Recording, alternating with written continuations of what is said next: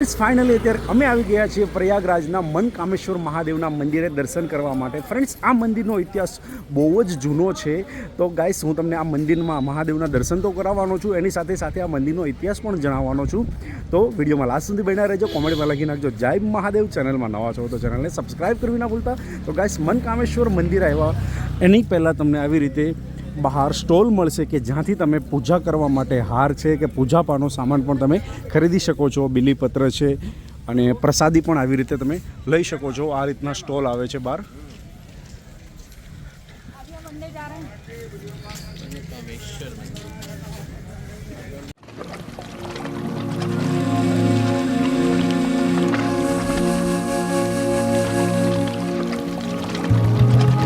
Friends, તમે આ મંદિરની ખૂબસૂરત દિવાલ પર જોઈ શકો છો કે અહીંયા ભગવાન શિવની અહીંયા મૂર્તિઓ દોરવામાં આવી છે અને અહીંયા સ્ટેચ્યુ મૂકવામાં આવેલા છે.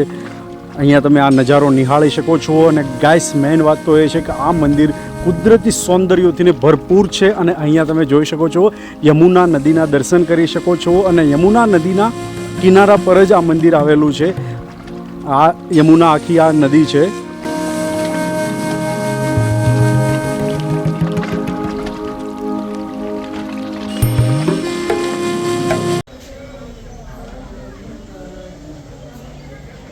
ફ્રેન્ડ્સ, આ મંદિરનો ઉલ્લેખ પુરાણોમાં એવો છે કે જ્યારે ભગવાન શ્રી રામ, માતા સીતા અને લક્ષ્મણજીની સાથે વનવાસ માટે અયોધ્યા છોડ્યું ત્યારે તેઓ સૌ પહેલાં પ્રયાગરાજ આવ્યા હતા, જ્યાં તેઓ મહર્ષિ ભરદ્વાજના આશ્રમમાં રહ્યા. ત્યારબાદ મહર્ષિ ભરદ્વાજે તેમને ચિત્રકૂટમાં પોતાનો વનવાસ પસાર કરવાનો રસ્તો બતાવ્યો હતો. ગાઈસ, પ્રયાગરાજમાં રહીને માતા સીતાએ ગંગામાં સ્નાન કર્યું. ત્યારબાદ તેણે ભગવાન રામને ભગવાન શિવની સ્તુતિ કરવાની ઈચ્છા વ્યક્ત કરી, પરંતુ નજીકમાં કોઈ શિવ મંદિર ન હોવાને કારણે તે સ્તુતિ અધૂરી રહી ગઈ. આ કારણથી ભગવાન શ્રી રામે પોતાના હાથે યમુના પાસે શિવલિંગની સ્થાપના કરી હતી. આ શિવલિંગની સ્થાપના માતા સીતાને મનોકામના પૂર્ણ કરવા માટે કરવામાં આવી હતી, જેના કારણે આ મંદિરનું નામ ફ્રેન્ડ્સ મનકામેશ્વર મહાદેવ પડ્યું હતું.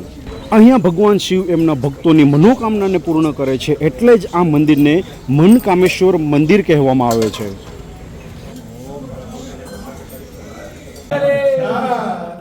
जय गणेश, काटो गणेश, पहले गणेश बाद में गणेश, ये सब माफ है. हम है शिशु. भोलेनाथ ओम नमः शिवाय. आपकी लीला परम्पार है, न कोई जाना है न कोई जान.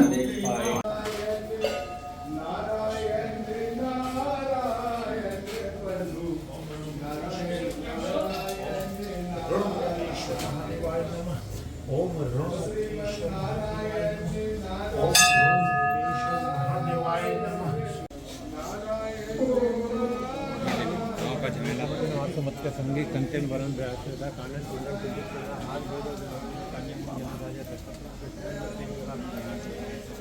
महाजबंधन विद्यावान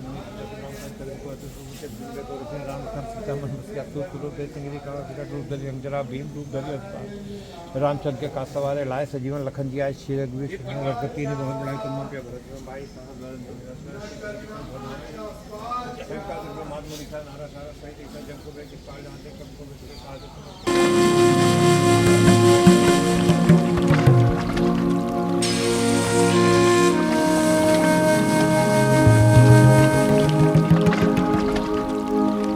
ફ્રેન્ડ્સ, ફાઇનલી અત્યારે મનકામેશ્વર મહાદેવના દર્શન કરીને હવે અમે જઈ રહ્યા છીએ, આગળ વધી રહ્યા છીએ. તો ગાઈસ, તમને આ વિડીયો કેવો લાગ્યો છે કોમેન્ટમાં લખી નાખજો. કોમેન્ટમાં લખી નાખજો જય મહાદેવ. અને ચેનલમાં નવા છો તો પ્લીઝ સબસ્ક્રાઈબ કરવું ના ભૂલતા. તો ચલો ફ્રેન્ડ્સ, હવે આવા જ નવા વિડીયો માટે મળીએ આપણે નેક્સ્ટ ટાઈમ.